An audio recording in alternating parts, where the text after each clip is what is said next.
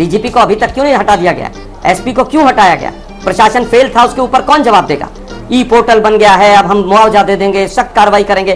भाई 6 जाने चली गई और पूरे क्षेत्र के अंदर, कई जिलों के अंदर जो हिंदू मुस्लिम डिवाइड पैदा कर दिया, उसको भरने का कौन सा फार्मूला है? देखिए, मुझे लगता है अगर ये दोनों नेता कद्दावर होते ना तो इस तरह के बयान नहीं देके जाते जो आज तक पर अभी बयान देकर दें।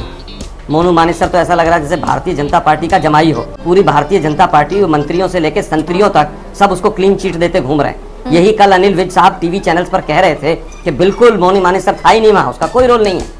इनके वहां पर केंद्रीय मंत्री जो लोकल सांसद हैं, साफ साफ कह रहे हैं कि दोनों तरफ से गड़बड़ हुई है, लेकिन इनके मुंह से आपने एक बार नहीं सुना होगा। डीजीपी कह रहे हैं कि जांच के बाद बताऊंगा।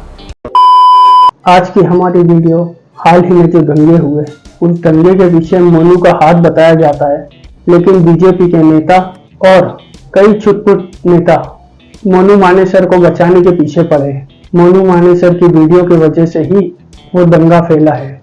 2 स्टेट की पुलिस उसे ढूंढ रही है, फिर भी अमुक लोग उसे बचाने में लगे पड़े हैं।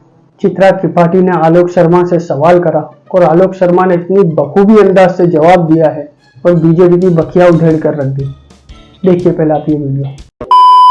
और मोनू मानेसर को राजस्थान और हरियाणा दोनों ही राज्यों की पुलिस ढूंढ रही है। आलोक शर्मा जी, देखिए, मुझे लगता है अगर ये दोनों नेता कद्दावर होते ना तो इस तरह के बयान नहीं देके जाते जो आज तक पर अभी बयान देकर दें। मोनू मानेसर तो ऐसा लग रहा है जैसे भारतीय जनता पार्टी का जमाई हो।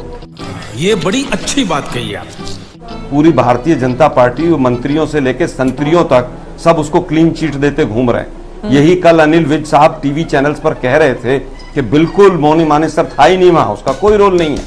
इनके वहां पर केंद्रीय मंत्री जो लोकल सांसद हैं, साफ साफ कह रहे हैं कि दोनों तरफ से गड़बड़ हुई है, लेकिन इनके मुंह से आपने एक बार नहीं सुना होगा। डीजीपी कह रहे हैं कि जांच के बाद बताऊंगा। डीजीपी को अभी तक क्यों नहीं हटा दिया गया? एसपी को क्यों हटाया गया? प्रशासन फेल था, उसके ऊपर कौन जवाब देगा? ई पोर्टल बन गया है, अब हम मुआवजा दे देंगे, सख्त कार्रवाई करेंगे। भाई 6 जाने चली गई और पूरे क्षेत्र के अंदर, कई जिलों के अंदर जो हिंदू मुस्लिम डिवाइड पैदा कर दिया, उसको भरने का कौन सा फार्मूला है? क्या बात है सर, क्या बात है सर, क्या बात, ये बात है। अरे सर क्या बात है। लेकिन दिक्कत यह है कि जिस पार्टी के बड़े नेता दंगों से निकले हों, जिस पार्टी के बड़े नेता दंगे कर कर सीएम बने हों, वो लोग दंगा नहीं रुकवा सकते, क्योंकि दंगे की मूल जड़ में ये भारतीय जनता पार्टी है। इनका 2024 का टूल किट स्टार्ट हो गया है। 2024 में इनको केवल दंगों का सहारा है। हम कह रहे हैं कि इतनी, जब आज तक ने स्टिंग ऑपरेशन किया, हम बधाई देते हैं आज तक को कि आज तक ने पूरा पर्दाफाश किया। अरे रे बाबा उठा ले, मेरे को नहीं रे, इन दोनों को उठा ले। हम जानना चाहते हैं कि आज मोदी जी का वो ड्रोन कहां चला गया जो ड्रोन देखकर बता देता था कि काम कहां चल रहा है? नहीं पता चला सिलेंडर कहां इकट्ठे हो रहे हैं, नहीं पता चला पत्थर कहां इकट्ठे हो रहे हैं। मुझे लगता है दंगे करवाने में, जब मणिपुर में पूरी तरह से बीजेपी पर्दाफाश हुई, तो यहां पर पूरे देश का ध्यान भटकाने के लिए कहीं ना कहीं बीजेपी की मिली भगत नजर आती है। हम पूछना चाहते हैं कि मोदी जी कहते हैं मैं तो दंगाइयों को कपड़ों से पहचान लेता हूं। आप वहां पर चित्रा जी बैठी हुई हैं नूह के अंदर, पता कीजिए लोकल लोगों से, जो प्रोसेशन निकल रहा था उसमें मैक्सिमम बाहर के लोग थे, मैक्सिमम दूसरे जिलों के थे, दूसरे राज्यों के थे, यूपी तक से लोग आए हुए थे। ये सब क्या देखना पड़ रहा है? अच्छा है मैं अंधा हूं। वो किस पर्पज से आए थे और क्यों आए थे वो लोग, इसका भी बहुत जानकारी होनी चाहिए। लेकिन दिक्कत यह है, कार्रवाई के नाम पर एक एसआईटी बन जाएगी। हाथरस में भी एक एसआईटी बनी थी, यूपी में 100 से ज्यादा एसआईटी बनी। हाथरस कांड हुआ तो 100 करोड़ रुपए बाहर से दंगे करने के लिए आ गए थे, लेकिन उसके बाद किसी का नहीं पता चला कि उसके बाद दूसरा दंगा हो जाएगा, कहीं और चले जाएंगे। एसआईटी बनेगी, पोर्टल बनेगा, मुआवजा दिया जाएगा, लेकिन बीजेपी का जो काम था कि कैसे डिवाइड एंड रूल किया जाए, उसका काम इन्होंने कर दिया। समझ रहे हो, समझ रहे हो, समझ रहे हो ना? प्रवेश चौधरी जी, सीधे आपके पास आते हुए, मोनू मानेसर को बचाने का काम किया जा रहा है, और अगर इस तरह की स्थिति यहाँ पर बनी तो उस वीडियो को एक बड़ी वजह माना जा रहा है प्रवेश चौधरी जी, और जो आरोप भी आलोक शर्मा जी की ओर से लगाए गए हैं उस पर भी जवाब दीजिए आप। एक तो मोनू मानेसर के कारण से ऐसा कुछ हुआ है वो तो इन्वेस्टिगेशन में पता चलेगा, लेकिन बहुत हम उससे इत्तेफाक नहीं रखते हैं उस चीज से।